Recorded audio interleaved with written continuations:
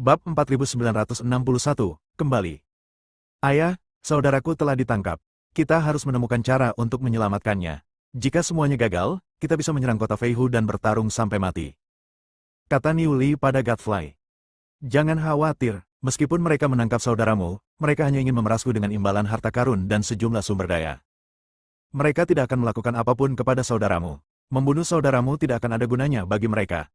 Godfly tidak khawatir saat itu, karena dia tahu bahwa kota Feihu tidak ingin membunuh siapapun, mereka hanya ingin mengancamnya.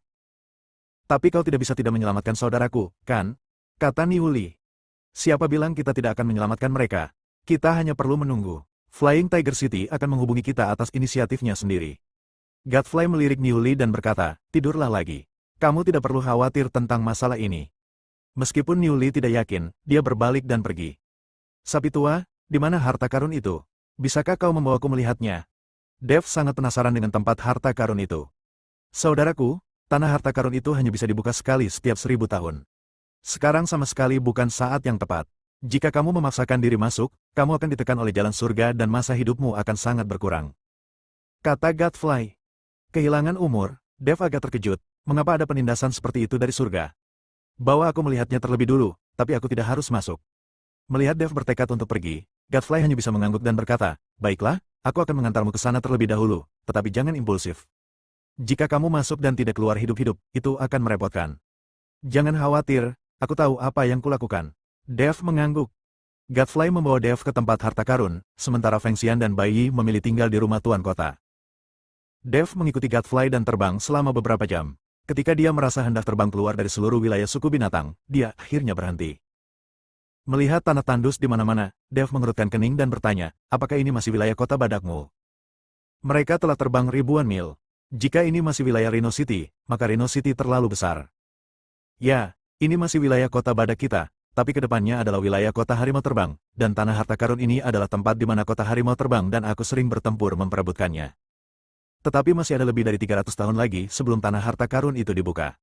Mengapa kota Feihu begitu tidak sabar? Godfly sangat bingung. Mengapa kota Flying Tiger tidak menunggu sampai tanah harta karun akan dibuka sebelum mengambil tindakan? Ayo turun dan lihat-lihat. Setelah berkata demikian, Dev jatuh lebih dulu. Godfly mengikutinya dari dekat dan kedua lelaki itu terjatuh ke tanah. Dev menemukan bahwa hanya beberapa mil jauhnya dari mereka, ada tanda yang jelas terlihat dengan mata telanjang di tanah. Tampaknya ada garis pemisah di tanah, dan warna tanahnya berbeda. Tanah di tanah harta karun itu berwarna merah muda, seperti warna darah yang terlalu lama meresap ke dalam tanah. Dev berjalan menuju tempat harta karun. Godfly ingin menghentikannya, tetapi melihat bahwa Dev sudah masuk. Begitu dia masuk, alis Dev tiba-tiba mengemit. Karena dia dapat merasakan dengan jelas bahwa kekuatan dalam tubuhnya semakin berkurang, dan begitu pula umumnya. Dev segera mundur, dan perasaan itu lenyap seketika. Memang benar begitu, kata Dev sambil mengerutkan kening. Saudaraku, bagaimana mungkin aku berbohong kepadamu? Biasanya, tidak ada seorang pun yang berani menginjakkan kaki di tanah ini. Ayo kita kembali. Tidak ada gunanya membuang terlalu banyak energi dan kehidupan di sini. Godfly membujuk Dev. Dev tidak bergerak, tetapi menatap tanah harta karun di depannya, lalu bertanya, kamu mengatakan ini adalah penindasan hukum surgawi. Jika kita dapat melanggar hukum surgawi ini, apakah semuanya akan baik-baik saja? Bab 4962, Dao Surgawi tidak layak disebutkan. Godfly tertegun sejenak, lalu tertawa dan berkata, saudaraku, meskipun kamu memiliki kekuatan dan darah naga emas, tempat ini berada di bawah tekanan Dao Surgawi. Bagaimana kamu bisa menembus Dao Surgawi? Dev tidak mengatakan apa-apa, melainkan memanggil pedang pembunuh naga dan berjalan menuju tempat harta karun itu lagi dengan tatapan penuh tekad di matanya. Saat dia menaiki tangga menuju surga, dia dapat menghancurkan segel Dao Agung, dan kemudian dia mungkin juga menghancurkan jalan surga. Godfly memandang Dev dan ingin berbicara untuk menghentikannya, tetapi kemudian dia berubah pikiran dan memutuskan untuk membiarkan Dev menderita sedikit, mungkin dia akan kembali bersamanya. Dev, memegang pedang pembunuh naga, berjalan ke tempat harta karun itu lagi. Perasaan aneh itu datang lagi, tetapi kali ini Dev tidak panik. Sebaliknya, kristal naga di dadanya berkedip dan pedang pembunuh naga di tangannya juga memancarkan cahaya kemasan. Hancurkan! Dev tiba-tiba mengafunkan pedang pembunuh naga di tangannya ke depan. Energi pedang berubah menjadi naga emas, meraung dan menyerbu menuju ruang kosong di depan. Bus! Saat energi pedang dan naga emas menghilang, seluruh wilayah udara mulai bergetar. Dan perasaan aneh itu lenyap seketika di bawah pedang ini. Baiklah, kata Dev sambil menyimpan pedang pembunuh naga. Apa? Godfly tertegun, lalu menatap Dev. Masuk dan cobalah. Dev melambai ke arah Godfly dan berkata, apakah itu tidak apa-apa? Godfly agak ragu-ragu, lalu berjalan perlahan menuju tempat harta karun itu. Ketika dia melangkah hati-hati ke tempat harta karun itu, dia tiba-tiba tertegun, lalu menatap Dev dengan kaget. Apakah ini mungkin? Wajah Godfly penuh dengan ketidakpercayaan. Itulah jalan surga. Ia tidak bisa menindasku sama sekali. Dev mengatakan ini dengan cara yang sangat sok. Kakak laki-laki itu yang paling hebat. Godfly mengacungkan jempol pada Dev. Berhentilah menyanjungku dan pimpinlah jalannya. Dev membiarkan Godfly memimpin jalan. Kedua lelaki itu berjalan menuju kedalaman tanah harta karun, namun saat mereka masuk lebih dalam, Dev menemukan bahwa sebenarnya ada sedikit roh jahat di tanah harta karun ini. Awalnya saya tidak bisa menyadarinya sama sekali, tetapi sekarang saya bisa merasakannya sedikit. Sapi tua, mungkinkah harta karun ini juga ditinggalkan oleh para setan? Dev bertanya pada Godfly. Aku juga tidak tahu. Ngomong-ngomong, ketika dua klan iblis utama bertarung, konon puluhan ribu pembudidaya iblis tewas. Aku belum melihatnya, aku baru mendengarnya. Jawab Godfly. Kamu juga belum pernah ke tanah harta karun ini? Dev terus bertanya. Tidak, Godfly menggelengkan kepalanya, tidak seorang pun tahu harta apa yang ada di negeri harta karun ini. Sepertinya tidak seorang pun yang masuk ke sana pernah keluar. Itu hanya legenda yang diwariskan dari generasi ke generasi. Ada harta karun di daerah ini, dan itu disebut tanah harta karun. Sial, Dev ingin langsung mengumpat setelah mendengar itu. Hanya demi harta karun fiktif, kota Feihu bertarung dengan kota Badak. Pertarungan yang hebat. Kalau kita berjuang lama-lama dan berusaha merebut sebidang tanah ini, tapi akhirnya tidak ada yang tersisa, bukankah kita akan marah dan mati? Jangan marah, saudaraku, karena ada legenda seperti itu, pasti ada harta karun di daerah ini. Semakin sedikit orang yang melihatnya, semakin membuktikan bahwa tidak ada seorang pun yang menyentuh harta karun itu. Kalau begitu, semuanya akan menjadi milik kita. Melihat Dev hendak marah, Godfly pun bergegas membujuknya. Ayo pergi, kita semua di sini. Tidak ada gunanya aku marah. Dev berkata tanpa berkata apa-apa. Godfly membawa Dev dan terus bergerak masuk lebih dalam ke tanah harta karun. Tetapi setelah berjalan beberapa saat, Dev tiba-tiba berhenti. Kakak, kenapa kamu berhenti? Godfly bertanya dengan bingung. Apakah kamu melihat gunung besar di depan? Dev bertanya sambil menunjuk ke depan. Gunung besar? Di mana kita bisa menemukan gunung besar di tanah tandus ini? Godfly berkata demikian dan melihat ke arah yang ditunjuk Dev. Sialan, Godfly pun sempat tertegun sejenak, karena tak tahu kapan sebuah gunung menjulang tinggi muncul di hadapan mereka. Bab 4963, jangan tutup teleponnya. Bukankah ini ilusi? Aku jelas tidak melihat gunung apapun tadi. Gunung ini pasti palsu. Setelah Godfly selesai berbicara, dia tiba-tiba mengayunkan telapak tangannya ke arah gunung di depannya. Kalau gunung ini palsu, ilusi, maka serangan telapak tangan ini pasti meleset. Boom-boom. Disertai suara yang memekakkan telinga, pasir dan batu berterbangan kemana-mana. Pohon palem ini malah menghantam gunung secara langsung. Nyata, wajah Godfly penuh dengan keterkejutan. Gunung ini nyata, bukan ilusi. Kalau itu ilusi, pasti tidak akan luput dari pandanganku. Dev adalah seorang pria yang memiliki asal-muasal ilusi. Kalau itu ilusi, mustahil dia bingung. Pada saat ini, aura mengerikan tiba-tiba meledak dari dinding gunung. Boom! Godfly tidak punya waktu untuk bereaksi dan tertiup angin. Sial, gunung ini bisa melawan. Apakah gunung ini hidup? Godfly kebingungan. Dia memukul gunung itu dengan telapak tangannya, namun dia tidak menyangka gunung itu akan membalas pukulannya. Akankah gunung ini juga membalas dendam? Ada formasi di gunung ini. Serangan telapak tangan yang baru saja kau lakukan dibalas oleh formasi itu. Dev berkata sambil menatap pegunungan di depannya. Dev melihat ada cahaya kemasan berkelebat di dinding gunung, dan aura yang meletus sangatlah kuat. Pembentukan, Godfly tampak sedikit terdiam dan berkata, apa yang harus kulakukan? Aku tidak pernah tahu ada gunung di tanah harta karun ini, apalagi ada formasi di gunung itu. Formasi kecil tak dapat menghentikanku. Dev berjalan ke kaki gunung dengan sangat angkuh, menatap puncak gunung yang menjulang tinggi, merentangkan kedua telapak tangannya, dan pedang pembunuh naga pun muncul dalam sekejap. Boom! Dev hanya mengayunkan pedang ke arah dinding gunung, dan cahaya kemasan di dinding gunung hancur, dan formasinya langsung hancur. Setelah formasi itu pecah, muncullah tangga batu berkelok-kelok di kaki gunung. Tangga batu ini mengarah langsung ke perut gunung, sehingga memberikan nuansa suram bagi orang-orang. Kakak keren banget. Melihat hal itu, Godfly tak kuasa menahan diri untuk tidak mengacungkan jempol kepada Dev. Anda harus tahu bahwa ranah Godfly saat ini jauh lebih tinggi daripada Dev, tetapi dia mengakuinya. Penampilan Dev berulang kali membuat Godfly tunduk padanya. Ayo masuk dan lihat, kau ikut aku, jangan sampai kau dalam bahaya atau kau akan mati. Kata Dev pada Godfly. Ya, Godfly mengangguk patuh dan mengikuti Dev. Kedua pria itu berjalan menyusuri anak tangga batu menuju gunung. Dev berjalan di depan, dan Godfly mengikuti dengan gugup di belakang. Meskipun Dev ada di depannya, Godfly masih sangat gugup. Aura mengerikan yang baru saja meletus dari formasi itu masih membuat Godfly merasa takut. Saat kedua lelaki itu berjalan maju, perasaan ngeri di sekitar mereka menjadi semakin kuat dan roh jahat mulai terus-menerus menyerang tubuh mereka. Godfly merasa kedinginan di sekujur tubuh dan sangat tidak nyaman.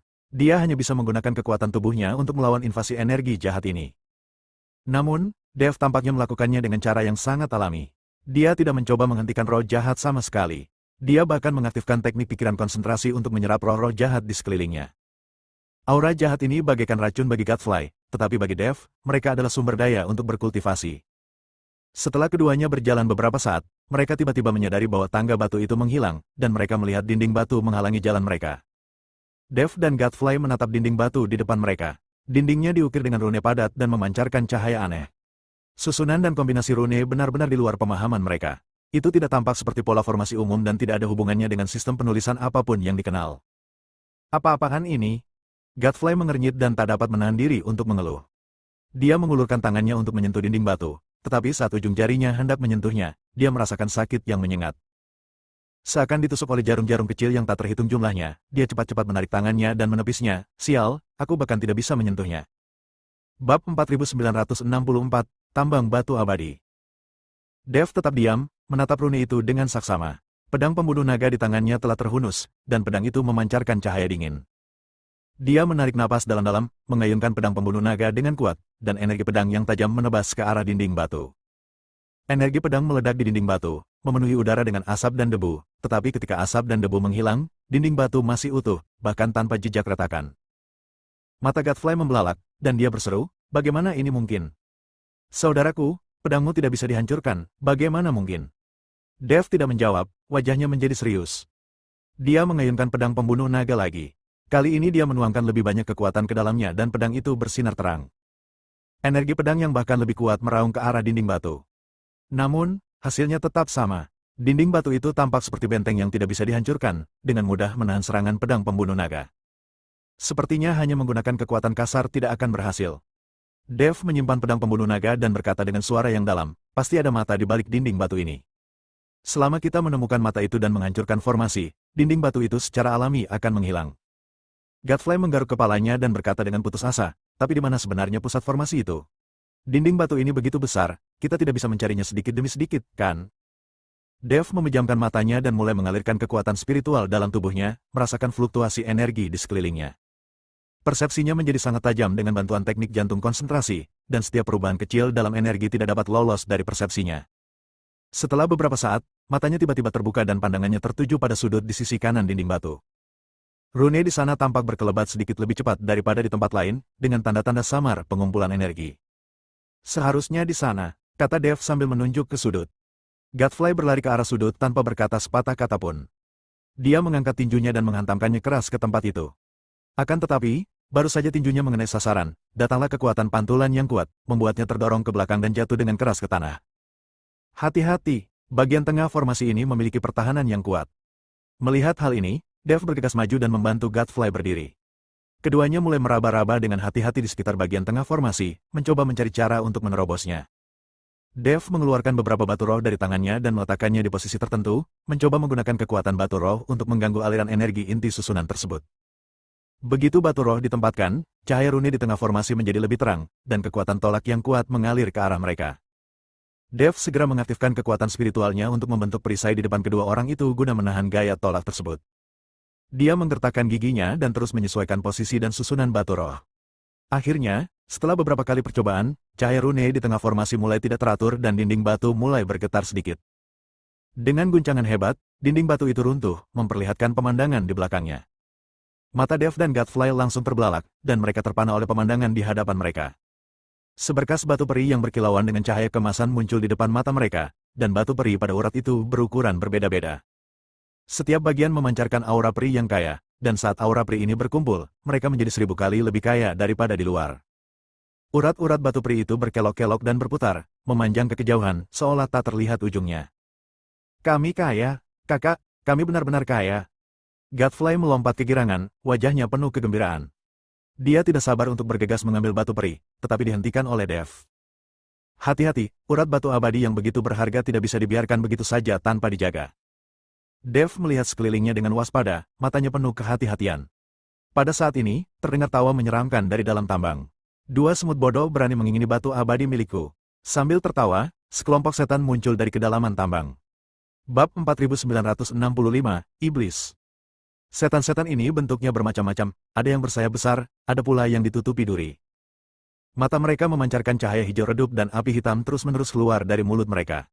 Kemanapun mereka pergi, tanahnya terbakar menjadi lubang hangus.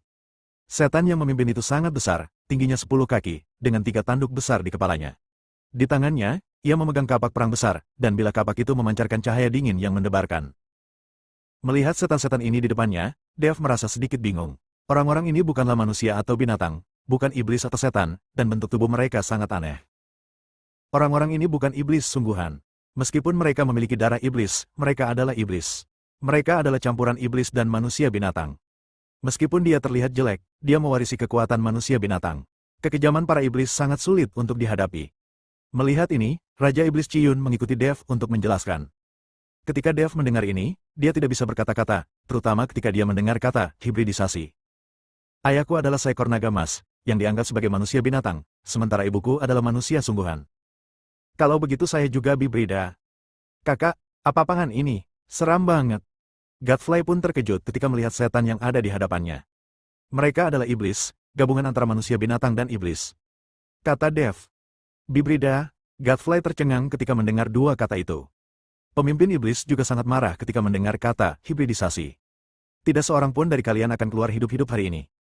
Pemimpin iblis itu meraung dan mengayunkan kapak perangnya ke arah Dev dan Godfly. Dev segera menarik Godfly menjauh dan membanting kapak perangnya keras ke tanah, menimbulkan percikan api yang tak terhitung jumlahnya. Godfly, kaulah yang bertanggung jawab menghadapi para antek itu, dan aku akan mengurus orang besar ini. Dev berteriak keras. Godfly kecil mengangguk, sebuah tombak muncul di tangannya, lalu ia menyerbu ke arah setan-setan kecil itu.